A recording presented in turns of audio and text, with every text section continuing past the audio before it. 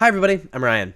Today we're going to look at the Legacy metagame, taking data from Magic Online in 5-0s in leagues, 3-1 and 4-0s in prelims, and top 32s in challenges. It's important to remember when we look at the metagame like this, you have to understand it's sort of a pseudo-winners metagame. It's not a true representation of all the decks that are being played on Magic Online and Legacy as a whole, but it's a good representation of the decks you'll be playing against. So let's jump into it.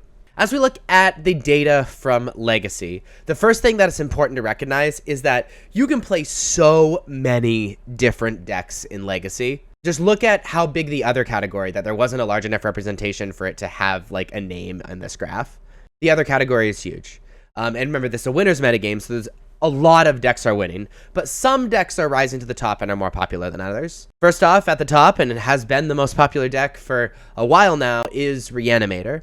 Reanimator holding the top spot, followed by 8cast, and then the third spot being shared by Death and Taxes and Doomsday.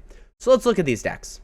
Reanimator is exactly what it sounds like. It is a classic Legacy Reanimator deck where they are putting crazy creatures in the graveyard, normally Archon of Cruelty or Grizzlebrand, and cheating them onto the battlefield, sometimes as early as turn 1, realistically by turn 2.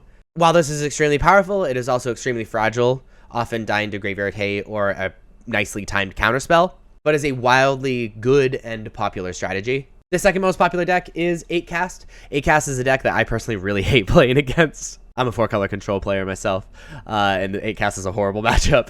8cast is an artifact-based deck where they really abuse all the super cheap artifacts in the format, like the Baubles and like Mox Opal, and then play cards that either get bigger and become unblockable, give you Thopter tokens, or you can bring them back, like Emery. One of the best combos in the deck is playing Mishra's Bauble, drawing a card off of Mishra's Bauble, playing Emery, and then like casting Mishra's Bauble from your graveyard over and over. Now, it's not an aggressive affinity deck. It's definitely like a value artifact-based deck, but it is extremely powerful and extremely good, especially since it can also run Force of Will. Death and Taxes is the classic deck that applies pressure through white creatures, and all of the creatures force you to play the game just slightly differently. The kind of pillar of this deck is Thalia. Thalia making non-creature spells cost 1 more, which really makes Force of Will just awful. And decks that are built to function on 2 or 3 mana, which is most decks in Legacy, really struggle against like attacks like that.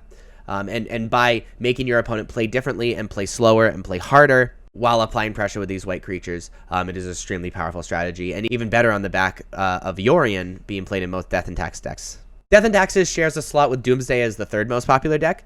Doomsday being kind of an interesting deck, whose goal is to cast the card Doomsday, stack the deck in a way that you can draw the rest of the cards in your deck, and then being able to cast Thassa's Oracle. Thassa's Oracle being a wall of text card that effectively says that if you have no cards in your deck, you automatically win the game and you play it. And if you have 1 or 2 cards in your deck and Thassa's Oracle lives throughout its trigger, you win the game as well. So that's the overall winners metagame. Let's look at the top 8 metagame from the challenges from this past weekend. The top 8 metagame is a little bit more diverse and have some interesting cards, with 3 decks holding the top slot: 8cast, White Initiative, and White-Red Initiative, the initiative decks being a part of this other category with not enough being played. We've already talked about 8cast, so let's talk about these initiative decks, starting with White.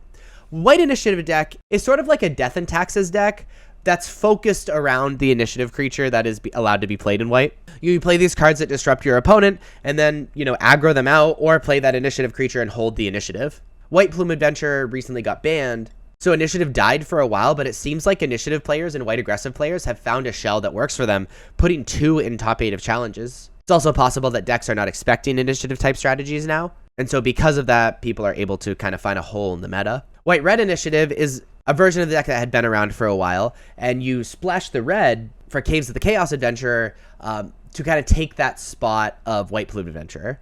White Plume Adventurer is like excellent, obviously, and much better than Caves of the Chaos Adventurer, but it kind of fills that spot so you have the equal amount of initiative creatures, and then you play a Death and Taxes deck sort of behind that and cheat these cards out earlier than they should. So it's really cool seeing initiative strategies still reasonably popular, at least among top tables in Legacy, or really bad. Depends on your opinion on initiative.